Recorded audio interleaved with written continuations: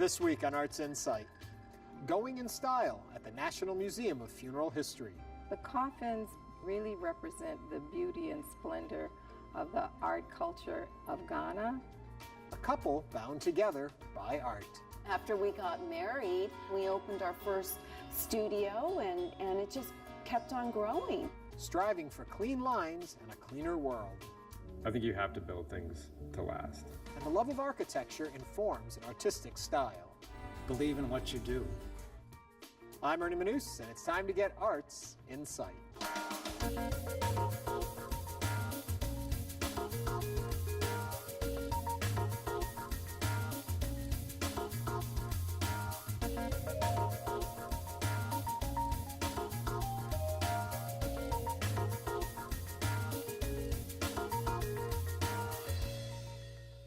Welcome to Arts Insight, where we're getting into the spirit of Halloween by paying a visit to the National Museum of Funeral History. It's a unique institution you'll only find in Houston. Here you'll see 35,000 square feet of objects and exhibits designed to educate the public on the history of burial practices. And as you see with the exhibit behind me, art and the afterlife can go hand in hand.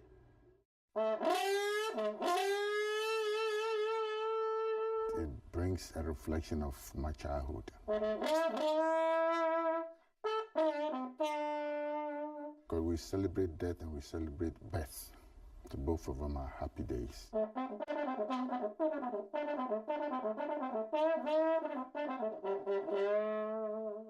You have a hearse just like a Mercedes. A person's life before he passed away. How rich he was and how humble or how he was celebrated. The crab, the big crab, the big crab is the big fisherman. Meaning during his life, he was a big celebrated and prosperous fisherman. So they all represent occupations and the life people led as they were alive, depending on that particular culture or ethnic group.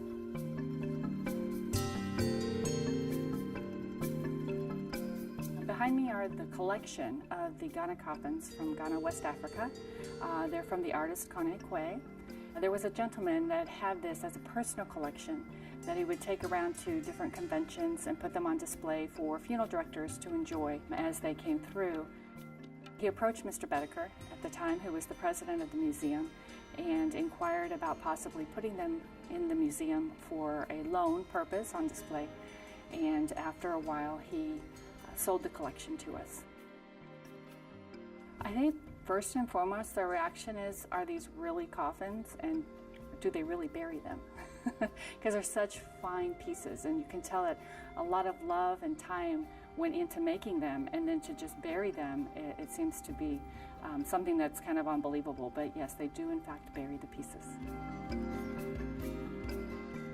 The coffins behind me really represent the beauty and splendor of the art culture of Ghana. It began at the turn of the century when families wanted coffins, and rather than a traditional Western coffin, they chose to represent members of their family who had a certain aspect of life that they wanted to celebrate. And in African culture, the ancestors are revered. There's a great deal of craftsmanship and work that goes into preparing these coffins. There's a certain kind of wood that was used by the artists that could be carved easily, but also could be maintained for a duration. And they also used sign painters who were very important in urban Accra culture and throughout Ghana. And these painters would work with the carvers to decide about the brilliant patterns and designs that they would put on the coffins. And I think that's what makes them stand out, because rather than be solemn and sometimes, very, very serious, it's a celebration of life.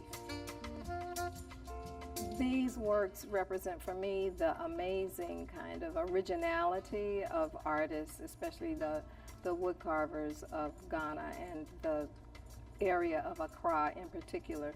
But they also just represent the human imagination and how we just reach out for different kinds of expressions creatively throughout our lives.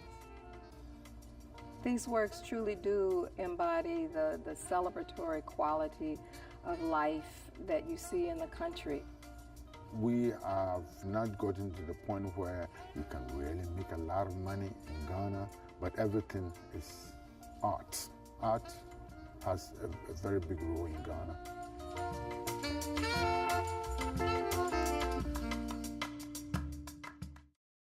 The Ghana Fantasy Coffins are just one of the examples of some of the amazing artifacts here at the National Museum of Funeral History. Museum President Genevieve Keeney is here with us to broaden our horizons and understandings of what the institution's funeral fascination is all about. Quickly run through for me, because when I think of it, I had no idea what to expect when I came here. What are the different kinds of exhibits that you have? Oh, we have a lot of exhibits, and they continue to grow, so we always tell people to continue checking back. But some of our favorite ones are Thanks for the Memories. That's one of our most popular, probably the one most people can relate to. But we try to bring actual pieces that belong to that person to help showcase who they were. But we do have some interesting artifacts coming from Robin Williams. We always try to keep the exhibit current to get visitors to want to come back and see what's new. And that brings me right into the presidential hearses and such. Yes, we have a large presidential exhibit, and we go all the way back to our first president, George Washington. So we have every president that has died to date featured in our exhibit. Abraham Lincoln is one of the presidents I want to feature the most right now, because we're getting ready to celebrate the 150th anniversary of his funeral. And so with that, we are doing things to celebrate his life. It's interesting that one can see a very small, microscopic almost, strand of hair that we have on display that actually came from the pillow that he was laying on inside his coffin. You speak of world leaders who can forget popes. You have an amazing Pope exhibit. Oh yes, the papal exhibit was actually inspired after the death of Pope John Paul II, who is now a saint. And so now we will be updating that exhibit to include some artifacts during the making of the saint of Pope John Paul II. And we also have a saint mobile on display that people can see that Saint John Paul II actually rode in. One of the things I'm amazed with is the artistry. When you think about these coffins, what you see is beyond what I would have ever expected. Yeah, a lot of people just think of a simple pine box or just a metal container, but we actually have some very fascinating and ornate pieces here at the museum. Now, we saw that, of course, with the Ghana coffins, because those are in a world of their own. Yes. But really, in our own cultures and our own traditions in this country, we've gone to some extremes. Most definitely, and even more so now with technology. I mean, you can actually have a casket that just says everything it can about you. Yeah, there's one behind us that fascinates me, too. Can you tell me a little about that one? That's a crucifix casket, and it's actually designed with the cross on top. You'd basically see the casket like this in a church of someone of a Catholic religion.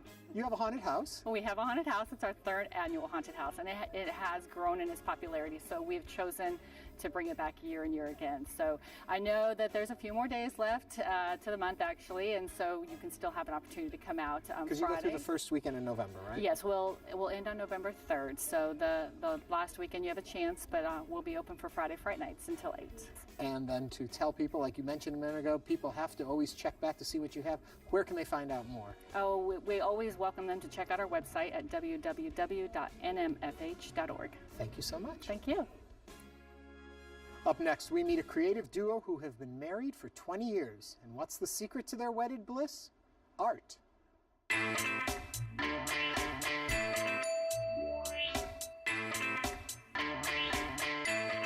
I'm Barbara Domsky. I'm Larry Domsky. We're at Artistic Lifestyles in Las Vegas. This is our gallery. We're a glass and metal artist in Las Vegas.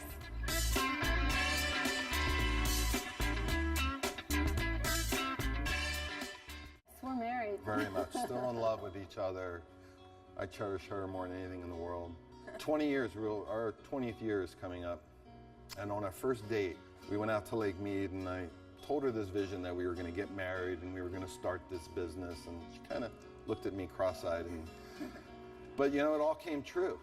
After we got married, we opened our first studio, and it just kept on growing. We started really small and thought, wow, this stuff is awesome. Let's do something larger. And we just kept, by trial and error, discovering different ways to work the medium. You know, when we leave at night, it doesn't turn off. We go home and, you know, he'll be thinking about a job, I'll be thinking about a job, and there's conversation that goes on all the time. It has its challenges too sometimes. I mean, because we both have different points of view in working with the medium. medium of glass, but we have an awful lot of respect for each other, not just in our relationship, but as artists, and that really elevates the end process. So this is our studio.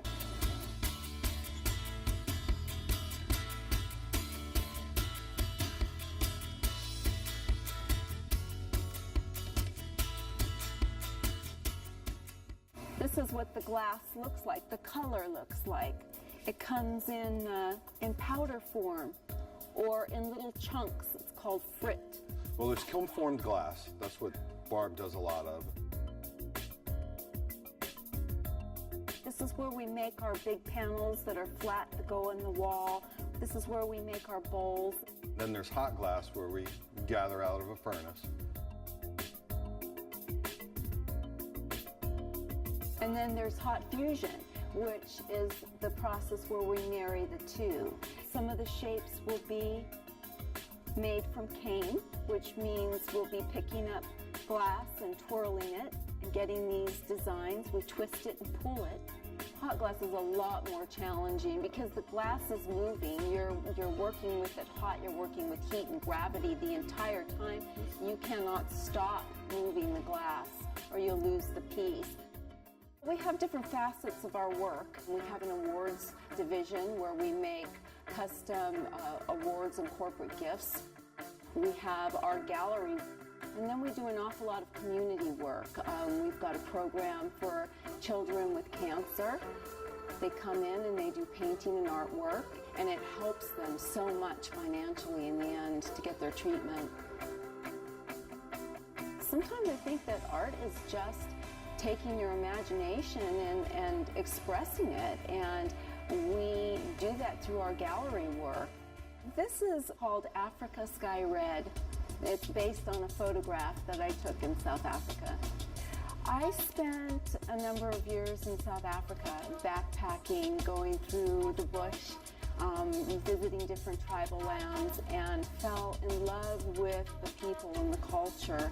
And one of the common threads that I found throughout all of the tribes were their textiles, their blankets. I just fell in love with the concept of creating textiles through glass.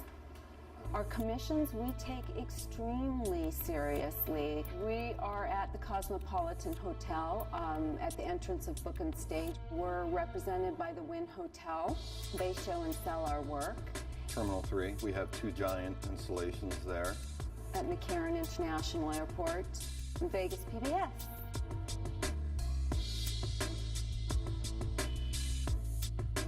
McCarran International was the largest by far that we've done to this date. That was a 6-year commission.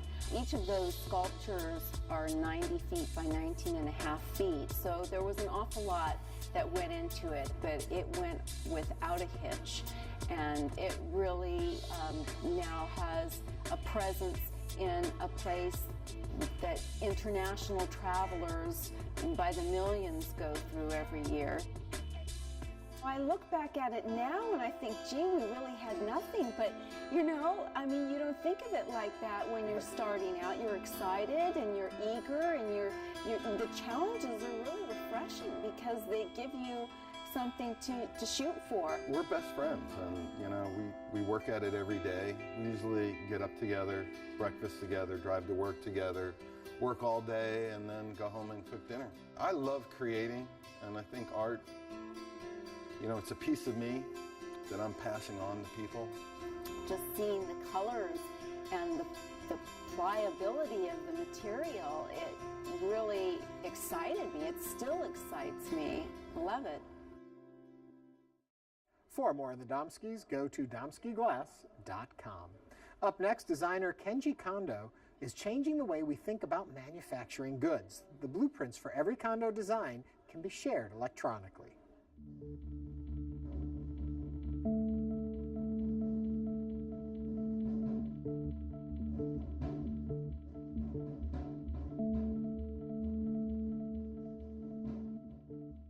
From a very young age, I was influenced by design, and I always knew that everything that you touched was designed. I remember growing up and even going to a restaurant with my family, and every meal was started this way. And my dad would make this little object out of the wrapper of a pair of chopsticks, and it would become the rest for the chopsticks. Everywhere you turn, somebody designed something that you're touching. The cost of machinery has come down so drastically that anybody can buy the equipment and start working. The technology has kind of put manufacturing basically on its ear. What this has done is made it almost like going to Kinko's.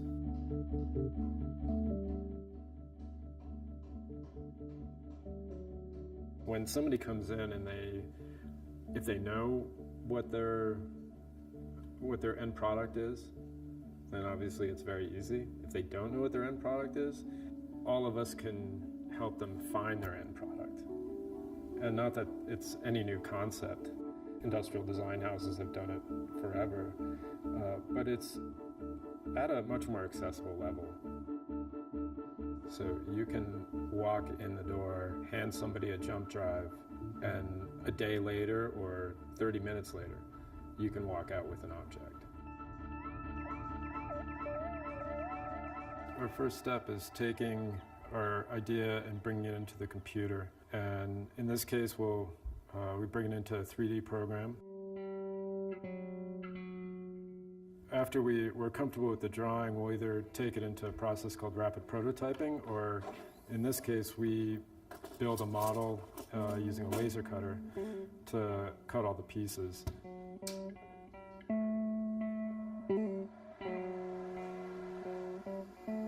Once the fit of the model is correct, we can then take it and bring it up to full scale, and we bring it onto a CNC router, which cuts the parts out of plywood that can then be assembled, painted, and delivered.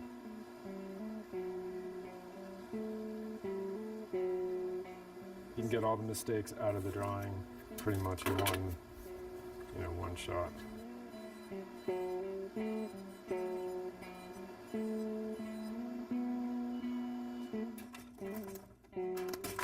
Make sure all the notches will line up, and that way, when it goes into the real material, we now know that the fit is correct.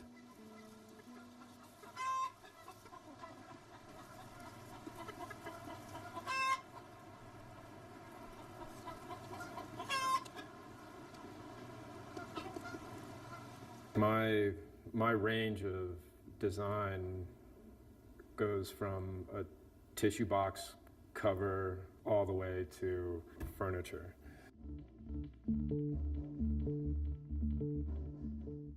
We've pretty much cut everything that you can cut in a laser or on a CNC router or a plasma cutter. One of the main reasons I started looking at this avenue for manufacturing was that for a long time I was on the road a tremendous amount, and I had all this equipment and it was lying dormant for 50% of the year. For me, it felt like it was a way to have it running and give access to people. Once somebody purchases an object, it can be made quickly with just a push of a button. And at the same time, it can be made both locally, and I can send that same file to Brooklyn and have it manufactured there as well. So your carbon footprint is decreased because there's no trucks involved. So that means that the manufacturing points are also saving that dollar for the consumer.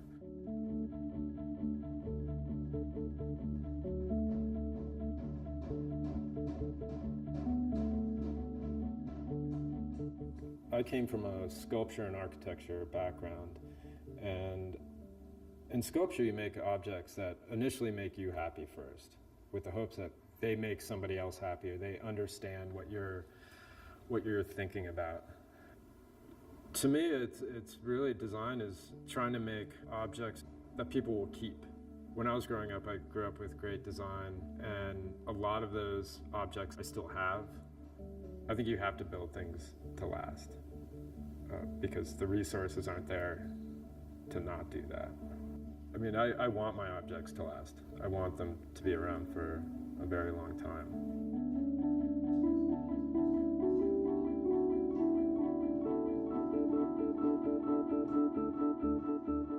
What's important in my work is that it's solid, in that people recognize it and appreciate it.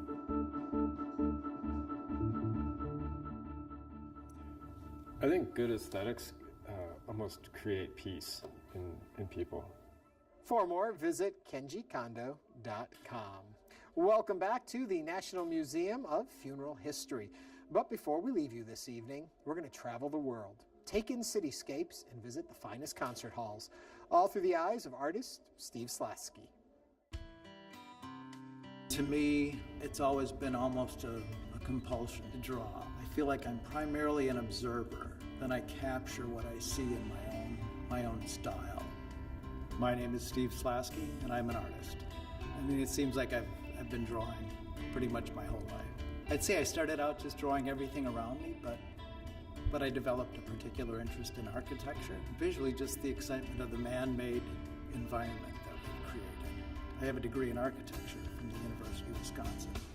So, I mean, I had that, I thought architecture was a way of combining my interests in buildings and in drawing.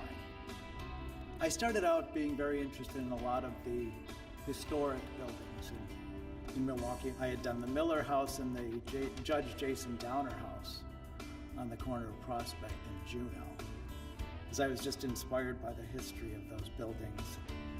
The excitement of what we created, the man-made, created, contrasted with the natural environment.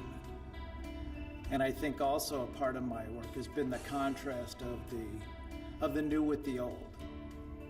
The historic architecture with modern architecture that I find very exciting. What you're seeing in the piece is 23 drawings from what has become over 300 drawings that I've done in concert settings. Some of the earliest ones were at St. John's Cathedral in Milwaukee. So the title of this piece is Drawing Music, and in various places, mainly the Chicago Cultural Center, where I go almost weekly to draw in that setting. It's a beautiful setting in the old Chicago Public Library. I like the combination of drawing during a concert, letting the music flow as part of the drawing. I've found through this process that the music really does feed my artistic output. Most of these drawings, I give myself the time of the concert, which is less than an hour, to complete one of these drawings. You're capturing the artist, the environment, you're surrounded by the music, you feel the energy from the artist, you're there among the people listening. It's the entire experience. I generally start with the musicians. I am so taken with that space that I've drawn it from every angle now. But I've always done this as part of my travels too. I've always been inspired by what's around, and when I travel, I always find exciting new places to be. These drawings that I do there, it captures a moment in time that I find really exciting. I like to draw when I travel, and capturing different cities and their skylines. It just seemed like a natural thing for me to do. Of the skylines, I did one of the Chrysler Building in New York, which was exciting to me because it was a combination of an actual scene and creating a piece using a model I had built of the Empire State Building as a vantage point for this drawing. I started out doing my drawings and adding color to those drawings. Over time, the color got bolder. I started doing just paintings in color, getting away from the line. But I always end up going back to drawing, which I feel like is such an intrinsic part of my work. The mural behind me is actually funny because it's the back of the band shell in Millennium Park, which throughout the summer season in Chicago, there's free concerts there all summer long. The idea behind these murals was to depict different Chicago neighborhoods, particular scenes of Chicago, Chicago architecture. One of my favorite exhibitions that I've done is a show of portraits drawn from live sittings, taking this thing we've talked about with buildings and applying that to the dynamic, drawing another person and capturing them in a drawing that was done directly in ink, not sketching it out first in a limited time period. That was very exciting to me. Drawing is so important to all aspects of art. You might not see things as drawing based, but you have to be able to draw, to communicate your ideas, put it out there and be okay with it. Just letting line and color flow. Believe in what you do. For more, visit steveslosky.com. That's a wrap for us tonight. We wish you a safe and happy Halloween and hope you can join us again next week. For everyone here at Houston Public Media, I'm Ernie Manous. Thanks for watching and have a great week.